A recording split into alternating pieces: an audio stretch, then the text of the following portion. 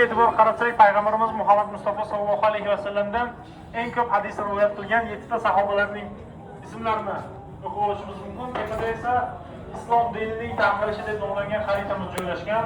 Ya'ni islom dini qaysi yillarda kimlarning hukmdorligi ostida qaysi yerlarga kirib borganligi tasvirlangan. Abdulloh ibn Umar hadislar asosida o'z asarlarini yozadilar. Bu tomonga nazar solishimiz mumkin. Bu tomonda islom olamidagi eng mashhur va eng ishonchli 9 ta hadis to'plami. Ba'zi bu yerdagi mualliflarning nomlarini bu ro'yxatimizda ham ko'rishimiz mumkin. Masalan, bu tomondagi Imom Dormiyning ham asarlari, Sunan al-Dorimiy asari bu 9 ta to'plamga kiritilgan. Yoki Ahmad ibn Hanbal, ya'ni Musnad Ahmad ibn Hanbal asari bu yerda joylashgan. Bu yerdagi eng mashhuri albatta Imom Buxoriy rahmatullohi alayhi hazratlarining sizish tavsiya etilmaydi. Mollarimiz to'sib qo'yamiz. Barcha intellektual o'yinlar, maydonlar shu hadis o'rtasida esa yoshlik paytlarida yashab o'tgan xonalarning maketini ko'rishimiz mumkin. Imom Buxoriy hazratlari 810-yil 20-iyul sanasida Buxoro shahrining Qo'yken qishlog'ida tavallud topadilar. To'liq ismlari esa Abu Abdulloh. Nafaqat hadis ilmi, islom dini hadis ilmiga kuchli qiziqishlari sababdan 7 yoshdan qori bo'ladilar. Ya'ni Qur'oni Karimni yoddan bilganlar, 10 yoshga yetib 70 mingta hadis yoddan bilganlar, 16 yoshlarida esa Buxorodagi barcha 100 mingta hadisni yoddan bilganlar. Va hadis ilmini o'rganishga va islom dinini yanada chuqurroq o'rganishga. Va shu yerda mana bu o'sha davrda bo'lsa, haligacha Qur'oni Karimdan kechirib Manfaatdan ziyod shaharda bo'lgan va 866-yil yana Buxoroga qaytib keladilar.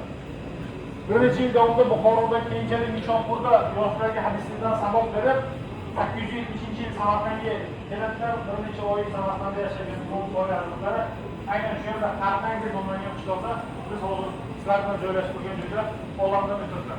Shu yerga dafn qilinadilar va bir necha yillar o'tib 16-asrda bu yerda masalan majmua barpo etildi. Mana bu tomonda esa mashhur 5 ta istoshlarning nomlarini o'qib olishimiz mumkin. Ular Muhammad ibn Yusuf al-Farabiy, Ismoil o'laroq bizgacha uchning ko'p asarlari yetib kelgan. Tepadagi hadis zarvaralariga e'tibor qaratsak, hurmatli ziyoratchilar,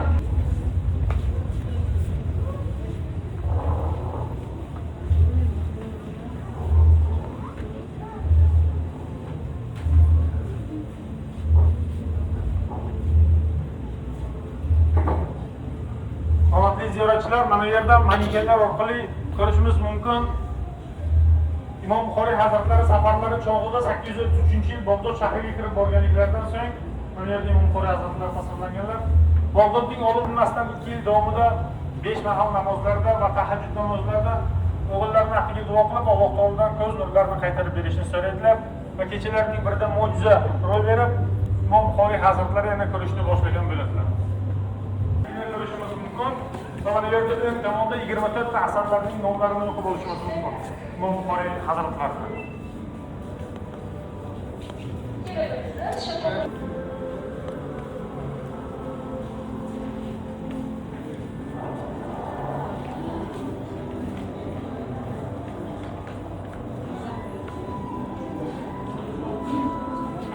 Hurmatli ziyoratchilar, endi keyingi xonamizda Maymunli Imom Buxoriy hazratlarining safarlarining videosi namoyish etiladi. Yosh bolalarimizni takliflardan sabr bu yerda kelamiz bor. 7 yoshdan 2 yoshgacha bo'lgan bolalar uchun bolalar kelib o'tirib tomosha qilishlari mumkin. Biz kattalarsa keyinchalik bolalar o'tirib joylashgandan keyin kirib tomosha qilishimiz mumkin.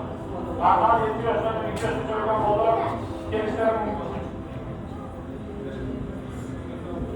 Tezroq bolalarimizni o'qiyamiz, sabr keyinchalik keladi sizlar. Tezkor olanlar keyinchisi bo'ladi. Bunlar uçak olabilir. Sizler katta basılır. Gelelim.